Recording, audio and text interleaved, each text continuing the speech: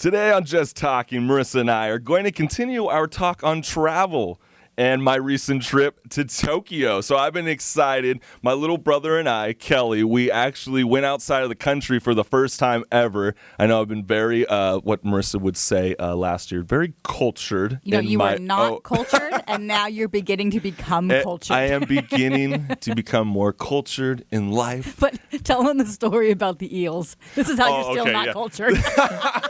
Okay, literally, I think it's so funny because we did talk about that article, during the Millennial Travelers, and the one thing that they did note, for 2019, I would even say, 2018, winter break is the same thing, and you're absolutely right. They got it absolutely right. When you're planning, a travel vacation in Japan, and when you're thinking about your destinations, you're thinking about the food, right?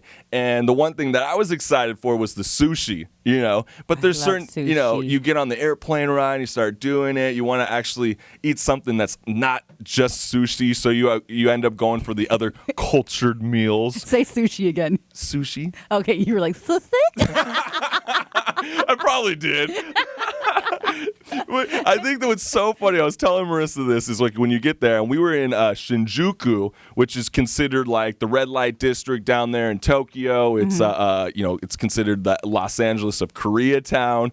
And while we were down there, we see these sushi places, right? And they got these nice aquarium sets in front of the restaurant.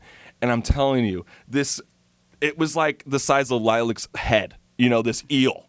Oh and my God. It's moving, and they got these creepy eyes and eyeballs, and I don't like anything on my plate that's staring right back at me, So gross. let alone something that's living and is about to be freshly chopped right in front of me. Do you get to pick the eel you want if you went there? I didn't even want to find out. I didn't even bother to walk in. I looked at the menu and I said, I'm out. But what I would say is so funny is I'm not cultured.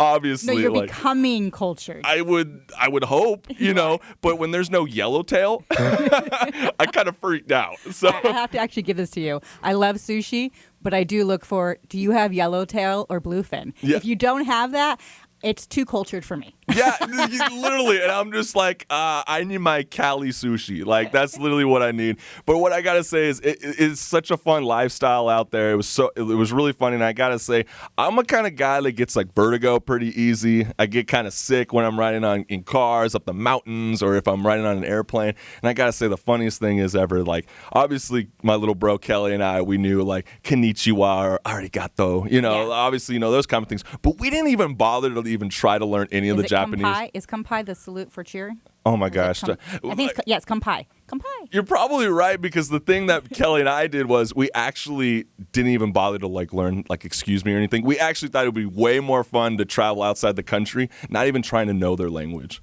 We wanted to try to speak global. That is so white boy American. It's so white boy American. That's actually killing me. I can't believe you just admitted that on air. No, it's true. I mean, basically, it's really true. You couldn't say GPS. You would have to say map to. So tell me. So explain Tokyo. this. Explain this global language for me. Well, it was so funny. Is you would hope that everybody would be global. At least my pilot. Who's landing the plane, because when I got on that plane, the smooth ride from Ontario, California to Seattle. Your pilot speaks multiple languages. Yes, I'm telling you, because awesome. it's a big deal, especially for people like me who go through vertigo. Because when you're up there, and I went to Seattle, it was no problem. He can tell me when I'm coming down and landing. I don't know if this guy was telling me turbulence while we were going on Asian Airlines, but it was like a roller coaster, like a never-ending one, and I'm not much of a guy that's at Six Flags. I'm such a pansy, and I flare up and stuff. And you know how you kind of freak out, because I haven't really traveled like that. So I brought 2 bags, and my little bro was teasing me why, you're such a prima donna, you need to bring all your clothes with you. You brought 2 bags? Well, yeah, why not? If you can bring a carry-on and you can bring another bag, you bring 2 bags. You bring 2 bags. Keep going. But the thing is, it's as you're dropping down, I was wearing my flannel, of course. a jacket, and a pea coat, and I'm just sweating pulsively. So Why do you have so many clothes if you have 2 bags? You could have put your because I thought it was gonna, one of them. I thought it was going to be cold right when I touched ground, which it was. Yeah. But that ride was a little too much for me.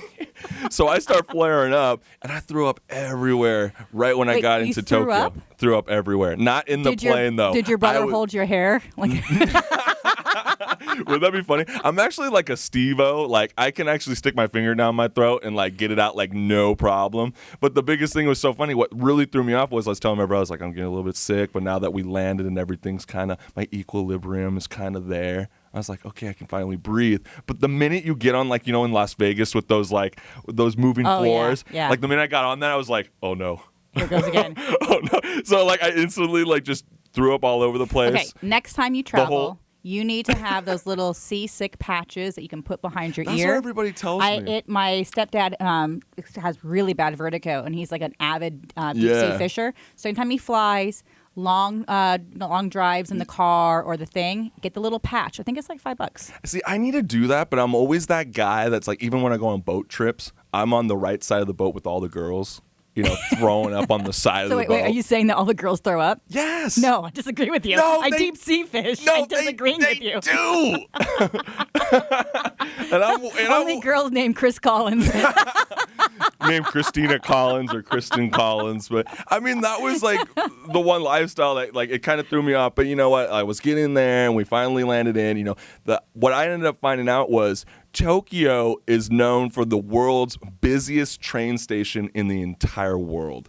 Really? It's insane. Hey, I have not known that. And it's not like, you know, like obviously it wasn't like those kind of like stations like in China, you know, where you see those famous videos where it's just like a bunch of sardines and they're like, ah, it's like, it's a network, like a, you know, just veins of, you know, track lines going everywhere. And the trippy part is it's like, you know, my brother was saying it reminded him a lot about how San Francisco rolls with their kind of train system. But I used to ride the train a lot going to Cal State LA, and it's not the same way as just buying a ticket and going on. Like, before you even enter into the station, you have to drop your ticket into those little slots, and then they read it, and sometimes they'll just eat it up, and you're like, "What? And you'll go, "Did I buy a round trip?" Or just, you know, like, because half the time, you know, they're obsessed with QR codes. What are QR codes? Remember those little square things? Like sometimes we get it for like our concert tickets or whatever. Oh like, yeah. It didn't really make waves here in America, but the biggest thing in Japan was they're obsessed with QR codes. So for people like me who don't even want to bother to learn common sense Japanese language, because you're a global languager. Because I'm such a global languager.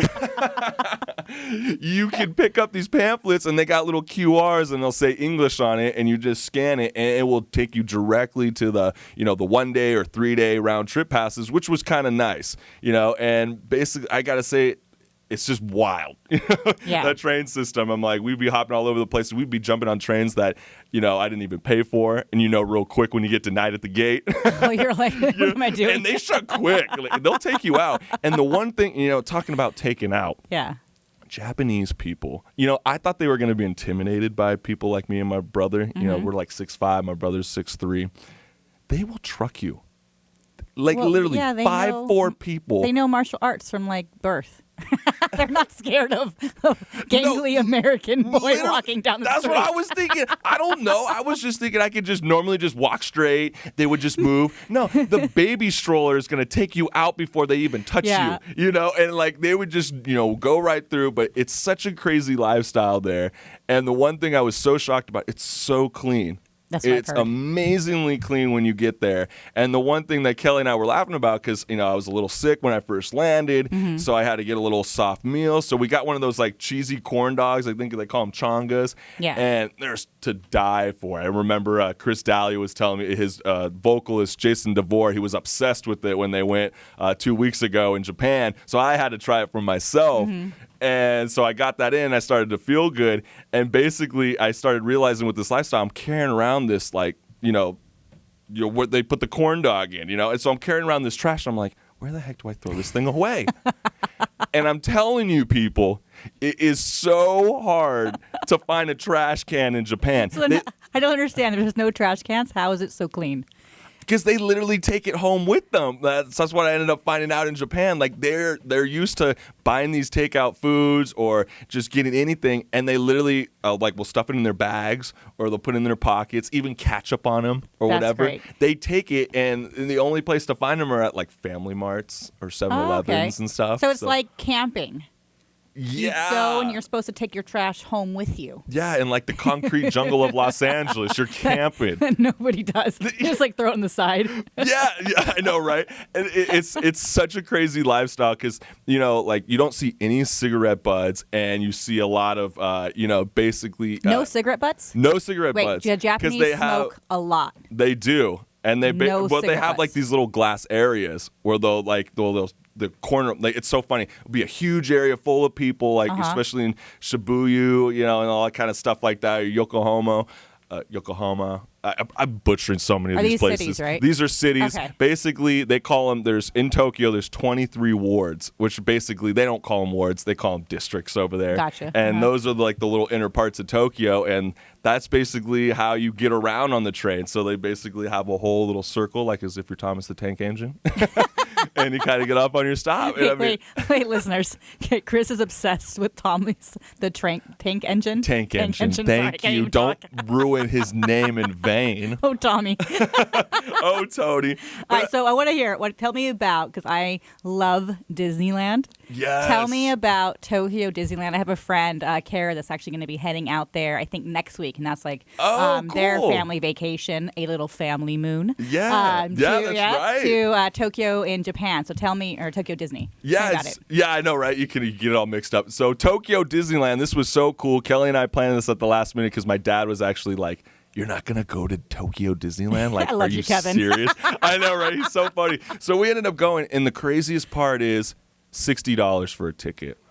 That's it? $60 for a ticket, and they want, what, $180 over here in Anaheim? They just raised the prices. $60 when we went over there. We went on to one of those Asian traveler websites, Voyagin.com. They got us a great discount. What is it called? Voyagin.com. Voyagin.com? Yeah, Okay. so I'll send it to you later, but Voyagin.com, that's what we'll be doing. And, that's why I'd be telling all the listeners, if you're going to go outside, in any of those Asian countries, that's like one of the top places to go on, or Klook. But anyways, what I ended up finding out about Disneyland Tokyo was it was the first Disneyland park that was built outside the country. And this was built in 1983. Oh, it was built before the Disney France? Yep. Oh, this is the very first one ever. And when I was there, Kelley and I got lucky to catch the tail end of their 35th anniversary over there. How cool. So it was really cool. And what they're known for is their LED parade show, which is basically like over 1 million LED lights going at once. It was such a trip. But I got to tell you, it was something that was so funny. In my family, they have a Magic Mountain over there. And a lot of the things that was tripping me out was, one, before I even go on Magic Mountain, is I thought all of them were going to be like English. But the minute I went on like Leo and Stitch and you started speaking in Japanese, it blew my mind. Oh, because the park is in Japan. Yeah, because I don't know. I was thinking Billy Crystal's still going to be Billy Crystal, in Monsters, Inc. And they got somebody that sounds like him speaking Japanese.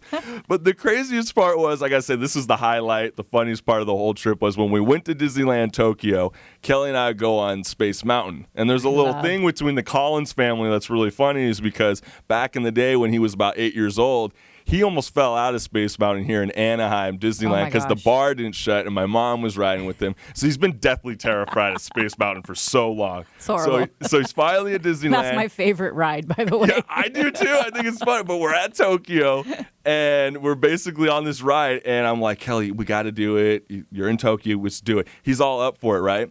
We get in there, right? He fits in the cart like no problem. Okay, how tall is he? He's 6'3". Okay, and you're? A 6'5". All right, and how much does he weigh?